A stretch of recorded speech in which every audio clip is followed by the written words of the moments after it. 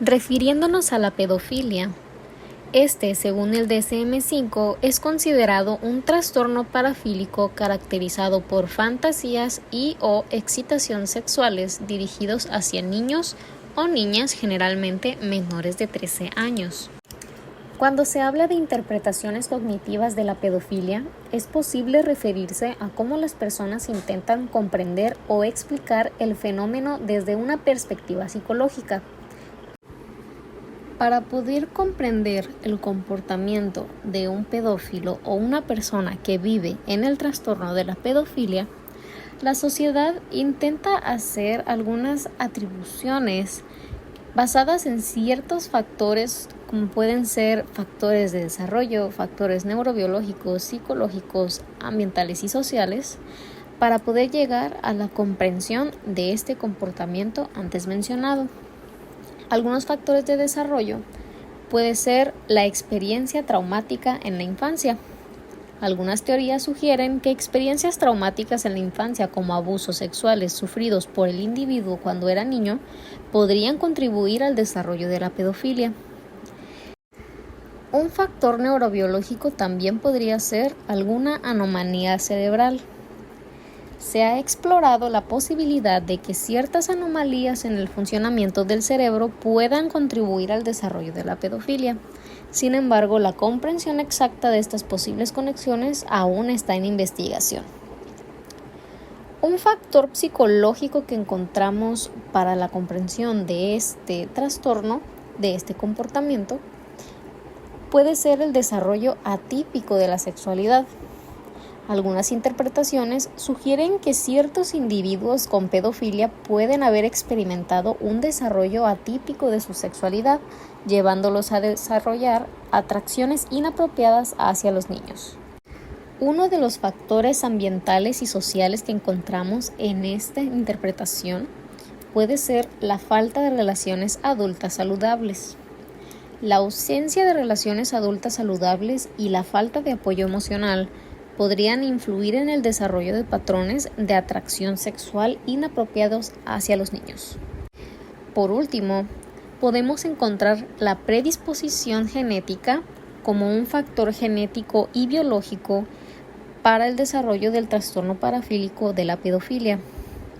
Se ha explorado la posibilidad de que pueda haber factores genéticos y biológicos que predispongan a algunas personas a desarrollar pedofilia. Sin embargo, la genética en este contexto es compleja y no se comprende completamente. Actitudes dentro del trastorno de la pedofilia. Una actitud es una disposición mental o emocional que influye en la forma en que una persona percibe, piensa y se comporta en relación con algo o alguien. Las actitudes se componen generalmente de 3 componentes principales, que es el componente cognitivo, el afectivo y el conductual. El cognitivo se refiere a las creencias y pensamientos que una persona tiene sobre el objeto de la actitud.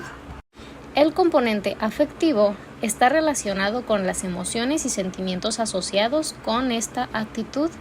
Y por último, el componente conductual, que implica la predisposición o la tendencia a actuar de cierta manera en relación con el objeto de la actitud. A lo largo de la historia de la psicología, se han identificado diversas funciones de las actitudes que ayudan a comprender por qué las personas las tienen y cómo influyen en sus vidas. Algunas de estas funciones serían la función de conocimiento o cognitiva. Este quiere decir que las actitudes pueden ayudar a las personas a organizar y simplificar su entorno social y cognitivo. Actúan como esquemas mentales que permiten a las personas categorizar y comprender mejor a las personas, objetos y eventos en función de sus evaluaciones positivas o negativas. La función de conocimiento o cognitivo en un pedófilo se puede ejemplificar en los lugares que estos estratégicamente eligen para estar en contacto y comunión con los niños. Por ejemplo, procuran trabajar en lugares como guarderías, escuelas o eligen ir a parques con juegos para observar a los niños. O bien puede ser que incluso en el mismo hogar planeen el lugar y el tiempo para cumplir con su objetivo. Otra de estas funciones es la función de expresión de valores, que quiere decir que las actitudes reflejan los valores y creencias de una persona. Sirven como una forma de expresar y comunicar quiénes somos y qué consideramos importante en la vida. La función de expresión de valores se puede ejemplificar claramente con el hecho de la existencia del movimiento activista pedófilo, que aboga por la despenalización, aceptación y el respeto hacia las personas pedófilas, debido a que, según este movimiento, la pedofilia no es un trastorno, sino una orientación sexual. Por último, tenemos la función de protección del yo, que quiere decir que las actitudes pueden ayudar a las personas a mantener una imagen coherente y positiva de sí mismas. La función de protección del yo en los pedófilos se explica en cómo se refuerza su autoconcepto y valores en ellos mismos. Siendo la pedofilia algo socialmente inaceptable, los pedófilos justifican sus acciones y pensamientos basándose en la premisa que la edad no es un factor que determine que el infante pueda o no dar su consentimiento, sino que para ellos los niños pueden elegir cuándo dar uso de su consentimiento y aseguran que ellos tienen la capacidad de retirarse cuando ellos quieran. Influencia social. La influencia social es un tema fundamental para la psicología social, siendo un área de investigación importante en psicología, ya que ayuda a comprender cómo las personas se ven afectadas por su entorno social y cómo las normas sociales, las expectativas y las dinámicas de grupo pueden influir en sus decisiones y comportamientos. Principios de la influencia social y sus aplicaciones en la pedofilia.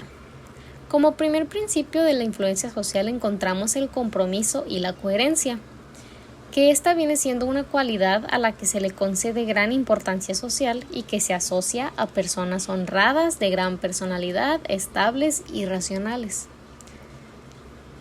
Este principio, aplicado a la pedofilia, se puede explicar cuando el pedófilo adopta una personalidad, a veces representada por su profesión, que socialmente sería denominada como coherente, estable y sobre todo honrada. Algunas de estas personalidades pueden ser la de un sacerdote, un presidente, un maestro, etc.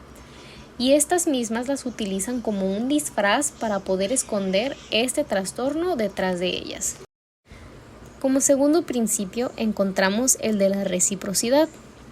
Esta norma está presente en todas las culturas y es una de las más importantes sobre las que se sustenta el funcionamiento de los grupos humanos. Desde pequeños aprendemos que debemos tratar a los demás como ellos nos tratan. Esta regla de actuación ha sido muy importante en la evolución de la especie, ya que es adaptativa para el individuo y para el grupo en su conjunto. Un ejemplo de este principio en un pedófilo es que si éste es consciente de que algún niño o futura víctima ha crecido con la normatividad de tratar a los demás como lo tratan a él o ella, puede aprovecharse de esto en el momento de estar abusando del niño o niña y convencerlo de que le haga lo mismo que éste le está haciendo al niño o la niña. A continuación tenemos el principio de la validación social. Esta viene siendo una estrategia que se suele utilizar para saber cómo opinar o actuar. Es observar qué hacen los demás en la misma situación. Una ejemplificación clara en un pedófilo viene siendo que si un pedófilo se encuentra en una conversación grupal o individual con otras personas sobre la pedofilia y estas personas opinan que este trastorno es inaceptable o desagradable, a este no le quedará más opción que fingir que opina lo mismo y que siente repulsión o desprecio hacia las personas que lo padecen o que practican la pederastía, incluso si él es uno de ellos. A continuación tenemos el principio de escasez. Este principio se sustenta en la tendencia a valorar más cualquier cosa que está fuera de nuestro alcance o que es difícil de conseguir. Hay dos razones que explican por qué consideramos más valioso lo menos accesible. En primer lugar tenemos que es porque asociamos las cosas valiosas a aquello que no está al alcance de todos, sino de unos privilegiados. Y en segundo lugar tenemos que porque si algo no nos está permitido, nuestra libertad y autonomía se ven coartadas. En el caso de la pedofilia nos vamos a centrar en esta segunda razón, que al saber que la pederastía no está permitida por la ley, el pedófilo, o en este caso el pederasta, se siente frustrado al saber que su libertad y su autonomía relacionadas con su trastorno, las cuales son difíciles de conseguir, se encuentran limitadas. Este busca con mayor razón liberar esta frustración para lograr conseguir de vuelta su libertad. Como quinto principio podemos encontrar el principio de la simpatía, que funciona a través del componente afectivo de las actitudes, y la estrategia consiste en provocar un estado de ánimo positivo y asociarlo a un producto que se desea vender o a una persona a la que se desea promover, como el caso de un candidato político. Ahora, un ejemplo en la pedofilia puede ser que actualmente existen pedófilos que buscan ser integrados a la comunidad LGBT+, como una orientación sexual más. Algunos de sus argumentos son que este trastorno solo es otro tipo de amor y que la edad no importa. Esto para que se comprenda que el mantener una relación con un menor de edad los lleva a un estado de felicidad, esperando así la aceptación de esta comunidad. Como último principio encontramos el de la autoridad. La influencia basada en la autoridad es eficaz debido a que desde pequeños se nos inculca que obedecer a la autoridad es una conducta correcta. Al crecer con este principio inculcado, los niños se vuelven más fáciles de manipular por las autoridades, como pueden ser personas mayores, padres, tíos, maestros, abuelos, etc. Este se vuelve así una presa fácil para un pedófilo, y no es consciente de que lo que esta autoridad le está indicando está mal. Procesos de agresión en la pedofilia. En psicología, los procesos de agresión se refieren a las diversas formas en que la conducta agresiva puede surgir y ser comprendida. La agresión es un comportamiento destinado a causar daño o molestia a otra persona y puede manifestarse de diversas maneras, ya sea de forma física, verbal o relacional. Cuando se menciona la relación entre la pedofilia y los procesos de agresión, es esencial diferenciar entre la atracción pedófila y el comportamiento agresivo hacia los niños. No todos los individuos con atracción pedófila actúan de manera agresiva. Sin embargo, cuando la atracción pedófila se traduce en un abuso infantil, se considera una forma de agresión. Algunos tipos de procesos de agresión que comete un adulto en un abuso sexual infantil son los siguientes. La agresión hostil es un comportamiento dañino que suele llevar poca premeditación y que responde a ciertos impulsos emocionales. Los pedófilos pueden utilizar la fuerza o la coacción para someter sexualmente a los niños, así como amenazarles con hacerles daño a ellos o a su mascota si se lo cuentan a alguien. Agresión instrumental. En este caso, la agresión se planifica y se utiliza como una herramienta para lograr algo. En la gran mayoría de los casos de abuso infantil, los abusadores se acercan a sus víctimas por medio de Internet, creando lazos de amistad con los menores, haciéndose pasar por una personalidad totalmente falsa. A cambio, lo que quieren es obtener fotografías, videos, contenido pornográfico o sexual, tal vez incluso hasta conocer a estos menores. Estereotipos y prejuicios en el trastorno pedófilo.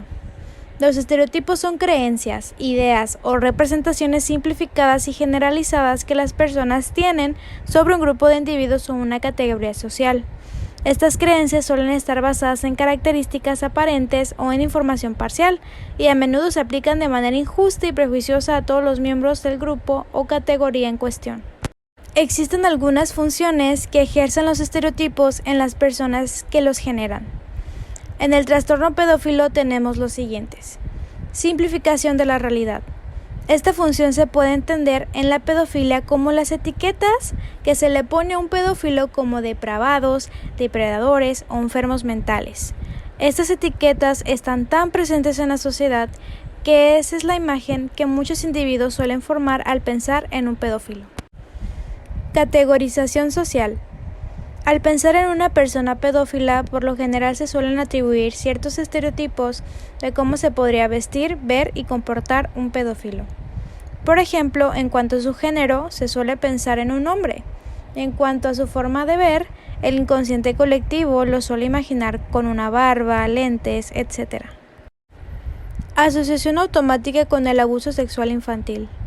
Muchas personas tienden a asumir automáticamente que alguien con pedofilia inevitablemente cometerá abuso sexual infantil, pero es importante aclarar que tener la atracción pedófila no implica automáticamente que alguien vaya a cometer tal abuso.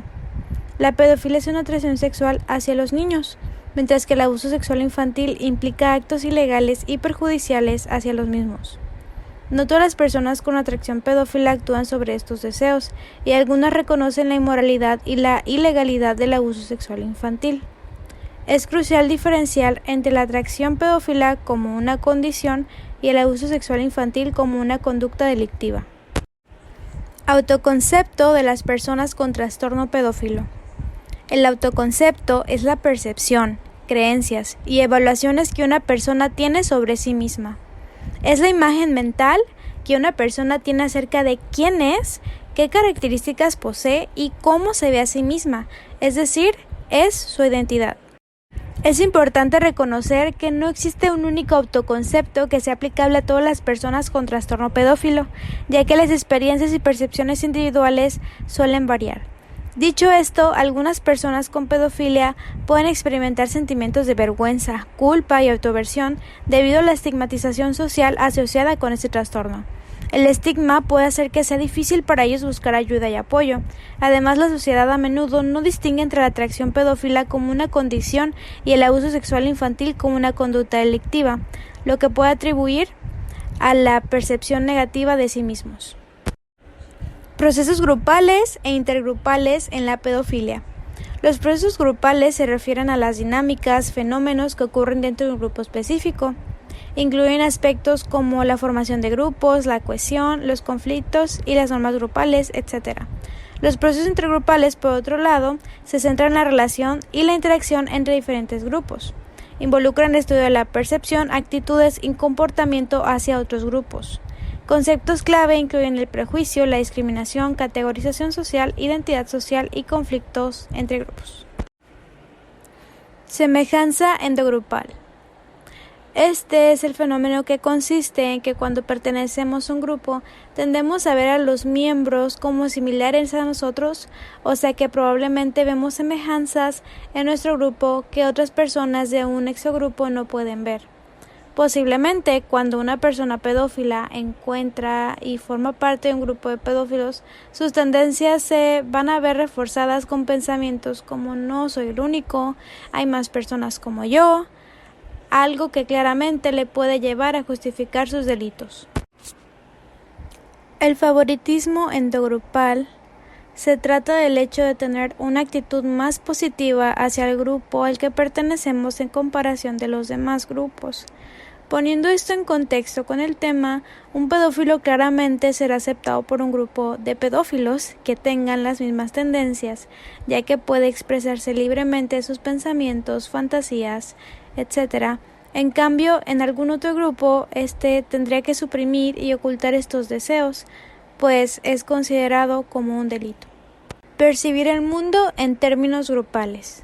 Esto se refiere a que los miembros de un grupo ya no son considerados de una manera aislada, sino que simplemente son vistos como miembros de dicho grupo. En este caso, la sociedad, en su mayoría, considera a los pedófilos como enfermos mentales, no viéndolos como personas, sino como objetos de repudio. La pedofilia es un tema tan complejo y delicado que es difícil abordar todo en un solo video. A lo largo de este video hemos explorado varios aspectos relacionados con la pedofilia, incluyendo su definición, los prejuicios sociales, el autoconcepto de las personas con pedofilia, etc. Es fundamental comprender que tener la atracción pedófila en sí misma no es ilegal, pero la sociedad y la ley condenan firmemente el abuso sexual infantil y la posesión de material pornográfico infantil. La prevención y el tratamiento son esenciales para abordar estos problemas de manera ética y legal. En última instancia, abordar la pedofilia requiere un enfoque equilibrado que combine la protección de los niños, el respeto a los derechos individuales y el apoyo a las personas que buscan un tratamiento para controlar sus impulsos y vivir de una manera ética y legal.